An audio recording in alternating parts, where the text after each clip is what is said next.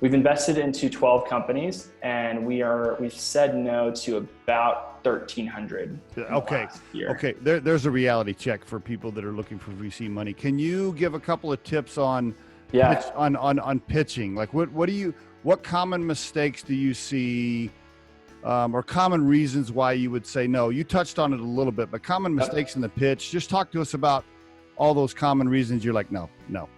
Go ahead. I think a couple things that really do stand out to me, and we were just talking about this earlier yesterday, which was, I'm surprised by a lot of founders that they don't actually get their materials together and get what you call a formal data room.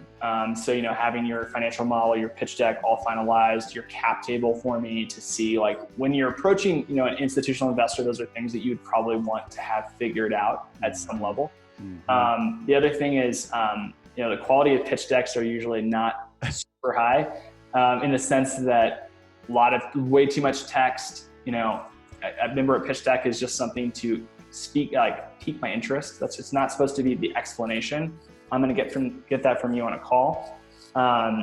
Also, I'm surprised by how many people don't actually have their customer acquisition costs figured out. That's something that is very, very pertinent, and you need to know that.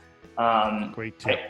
More on a soft tip, something that I think people often do on calls is they either try to overhype or oversell. And truthfully, if you don't know the answer to a question, I would rather you tell me, hey, I actually don't have that, but I will follow up with you after this call and email me. I will respect that a lot more than you making up something that isn't true or lying. That is, something I really do look for. And I respect founders who say, hey, look, I don't actually have that yet, but I will follow up with you. And if they follow up with me, you're in good standing with me, right?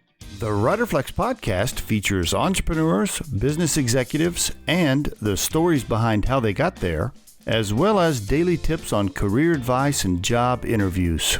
Our show can be heard just about anywhere these days, but you can visit riderflex.com and click on the podcast page to hear all the previous episodes and learn more about the recruiting and consulting services we provide.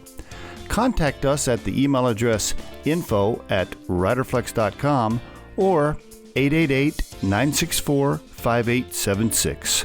Thanks so much for listening, and if you enjoy our show, please be sure to subscribe to our channel and like the episodes.